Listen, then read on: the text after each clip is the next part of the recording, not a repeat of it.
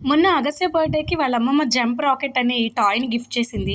ఇదైతే పిల్లలకి చాలా బాగా యూజ్ అవుతుంది. దీన్ని ఎలా ఆడాలనేది ఇప్పుడు నేను చూపిస్తాను. అసెంబ్లింగ్ గూడా చాలా ఈజీ.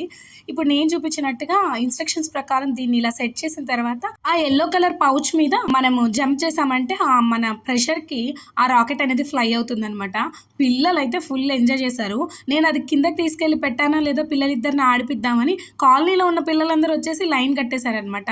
మనమిచ్చే ప్రెషర్‌ని బట్టి రాకెట్ కూడా చాలా హైట్ ఎళ్తుంది. 3 ఫ్లోర్స్, 4 ఫ్లోర్స్ అంతా హైట్ ఎళ్తుంది. పిల్లలందరూ గూడా ఒకరి తర్వాత ఒకరు లైన్‌లో నిల్చొని వాళ్ళ టర్న్ అయిపోయాక మళ్ళీ వెళ్లి లైన్‌లో నిల్చొని అట్లా రొటేట్ అవుతున్నారు.